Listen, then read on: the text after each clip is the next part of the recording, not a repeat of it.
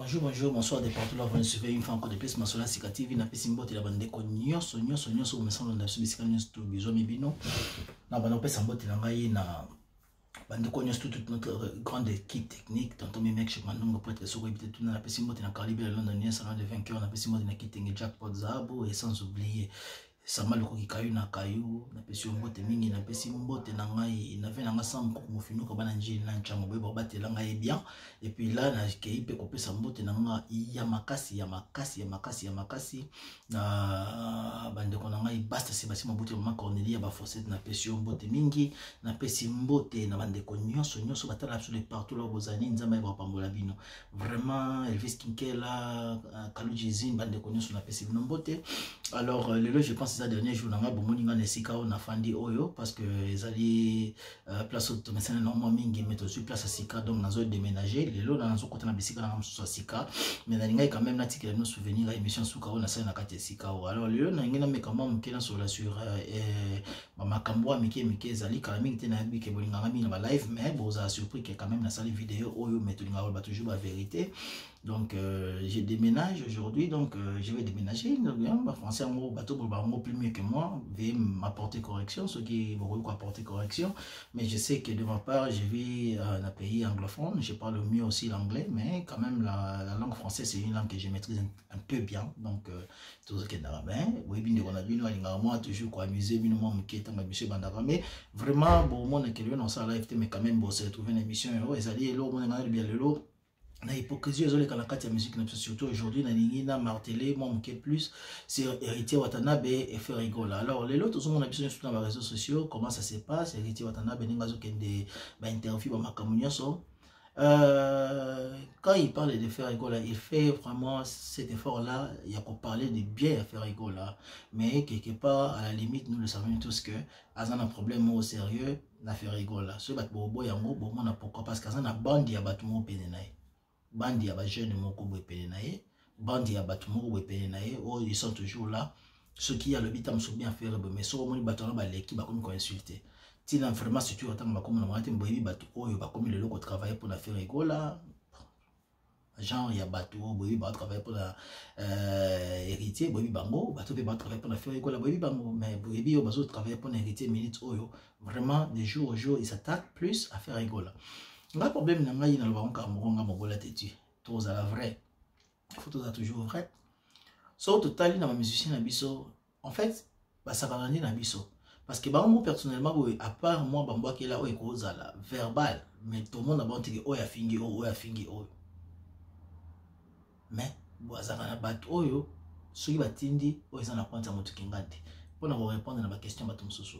Pourquoi Marc Rose alobara toujours mais yo lobarate mais non bande ko bozonga ba émission na ngai naza ba émission sur na sa 4 5 mobima ya ko interpeller Marc Rose problème nangeza ya ko interpeller ba motin problème nangeza li ya hotel esika ba faveur za na ba défaveur ezali na meka ko lobela Marc Rose ngana ko loba soka yoki so ayoki te c'est son problème mais moi je n'ai rien à voir avec Marc Rose problème ezali plus mon condinaé ngo soko mutamala moi ebi okanganyoka okanga jamais nyoka na katikati tuté na mukila okanganyoka na mutu donc ngai na interpeller de faire rigola yene mtaboye sa Marc Rose parce que na ngamo ko le Marc Rose na pesa ba conseil na kopesa parce que toza pe na bana batala balanda ko toza pe boto fani pe bana bali batala pila biso ba émission bazo comprendre pe lingala.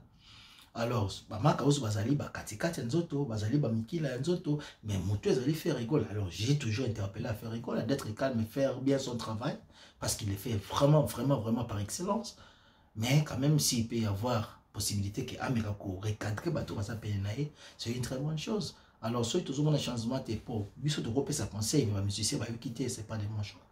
Bango bazala ba choix na bango na babino pe belé. O boya ko yebsa ngai. Ngala tout na skobino.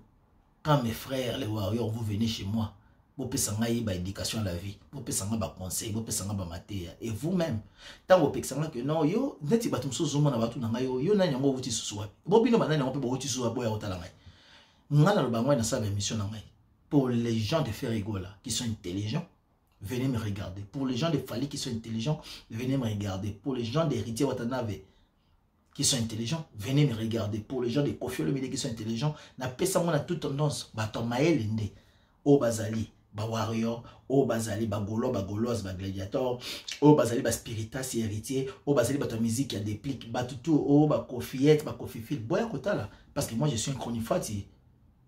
Mais je veux que les gens, au Barolandangaï, les gens qui veulent me suivre, en soi, doivent être des personnes plus intelligentes. Qui ont un chronifati, de comprendre mieux. Alors, on doivent, parce que ça, les gens, en général, vous, nos frères qui vivent, au lieu de dire qu'ils vivent, mais qui vivent, non, moi je ne veux pas être cela.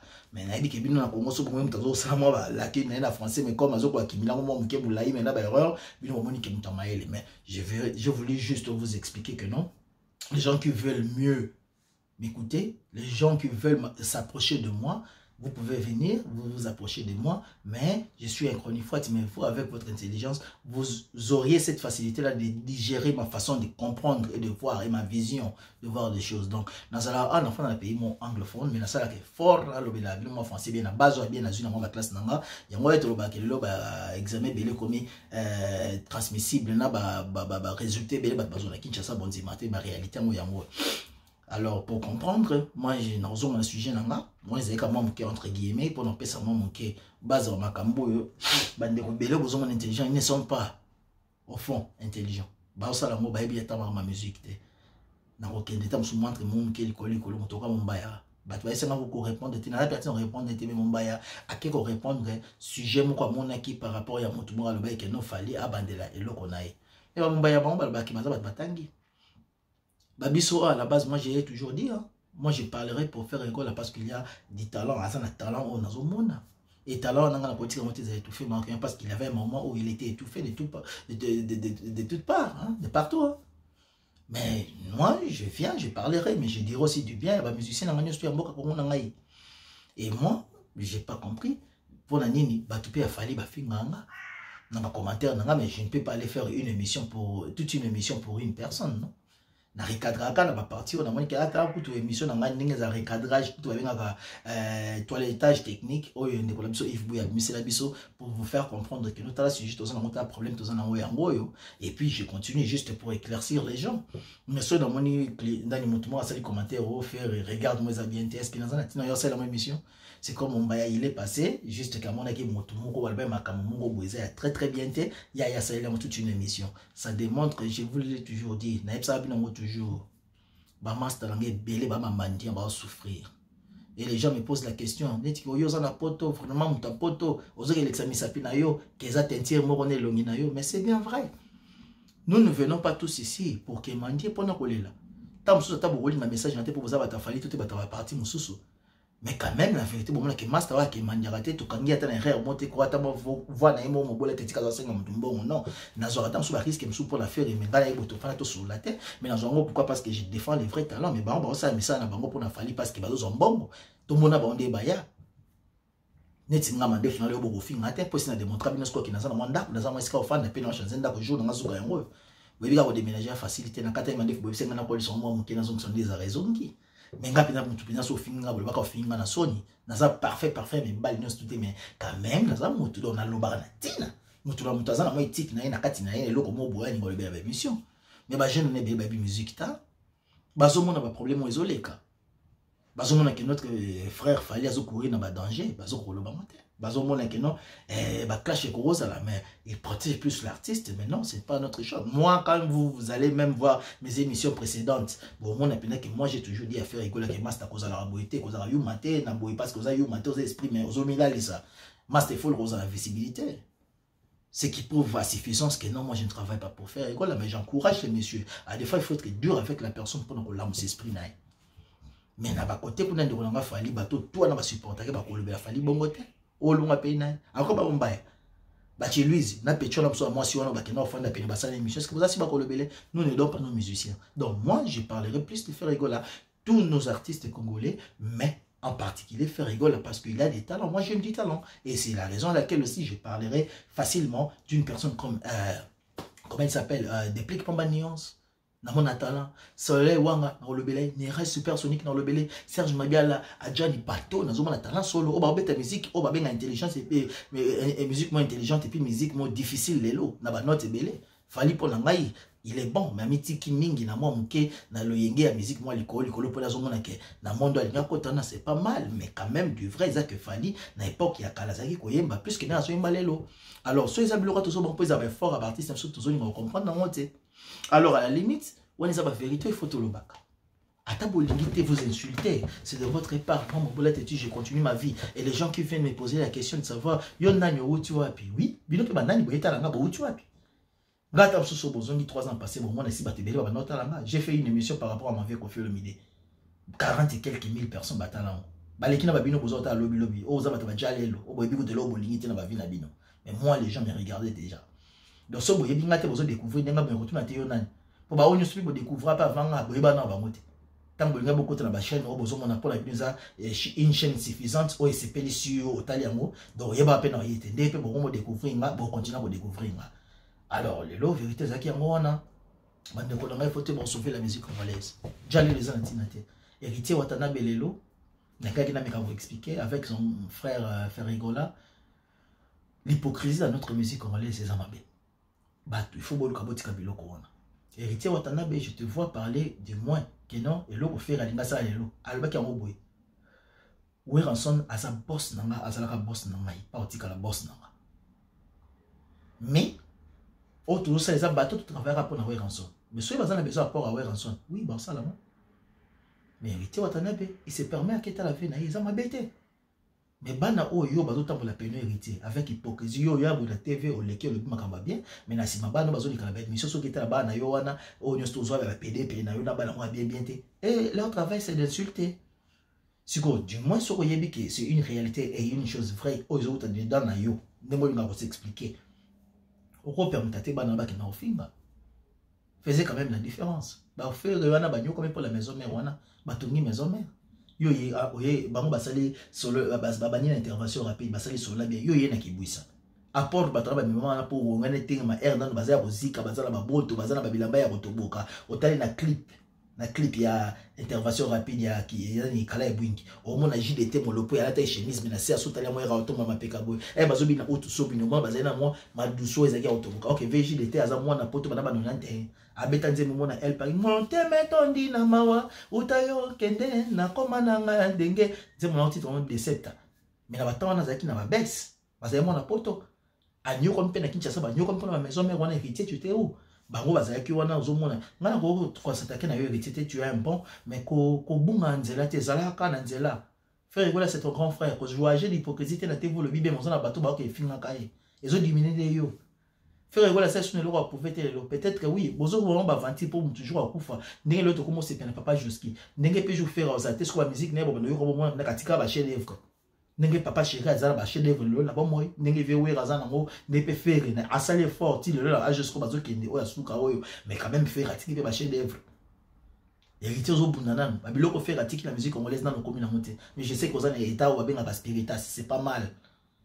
Mais il n'est jamais tard dans la vie, mon frère. Mais quand on bongi ça, on a vu na yo. Tika osa ba j'ai l'hypocrisie, ba j'ai les tic-tac. Ok, bona ya na yo koto ozongi botili ba to ba kili finga sima ba déshonorer ba ya bandi makaete ba le belake ba mabe non. Ozala bongote. Il faut être un homme, il faut être fort. Il faut avoir un état d'esprit. Ozamona wingé. Comprends? Ozamona wingé. Bino boza ba ya bazu c'est no wingé, c'est état d'esprit. Et esprit de quartier la tête zali. Mozoma ba te quartier la tête ba diviser. Mais vous avez quand même besoin d'état d'esprit vous ensemble. Attention, il faut vraiment avoir cet esprit-là héritier aux flexibles. Toi, tu as encore la carrière à moulaï à Rotonga. Vous avez besoin de tout. Il y a BCBG, il y a Maison Mère, Ataba Ferré, Biala, tout va supporter parce qu'il va au point. Mais sans aucun dans un bon divergence et puis trop de tembe faux. Ferré, Basala, Banini, Basala, explorer le quartier en Bokawana. Aïe, la quartier, la Teba Zobenga, qui est non libre, Champions League.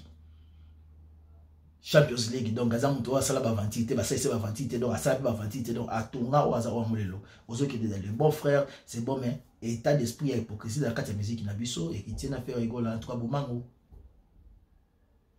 donc conseil na ko pe ça ba musicien absolument le reste nazali annoncer la émission mo bakitoko la série no moi 15 par 20 minutes ou ba émission oyo vraiment le bambote za mingi te mais boy ba ko yambango l'hypocrisie ezo jouer trop dans la carte musique na biso.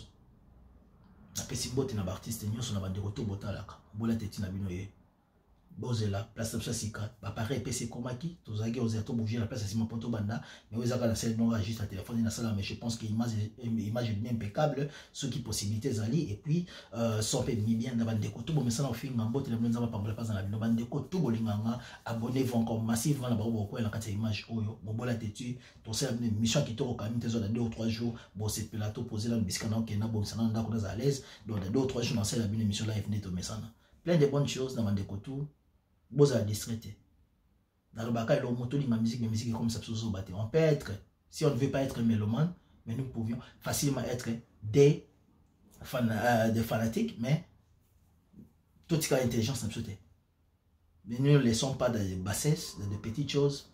Nous avons et même le yenge peut distraction dans la musique. Pourquoi? Parce que c'est le bakosa qui est tant vous fallait le bac et non venez qu'on fait le bac et non bah wenge ma même erreur mais non ça ce que émission va expliquer mon baya d'où vient wenge va bien effort dans mon bah vient qu'on fait le midi écoute et c'est qu'il fallait outa bah outa dans la orchestre bah les cas ba zaiko bah les cas ba vivre la musique pour bazar mais wenge ba outa na bango moko dans un patrimoine de la musique congolaise. On va expliquer français il mot l'exintelligence. Langue et l'intelligence mais quoi va accumuler bien c'est une force. Bonne journée la bienvenue. Abonnez-vous massivement dans ma Solasika TV. On est allé YouTube Nabiso, Mobola Tetu officiel na Instagram Nabiso, Mobola Tetu na Facebook Nabiso. Plein de bonnes choses. Tout le monde a une calamité. Bye bye.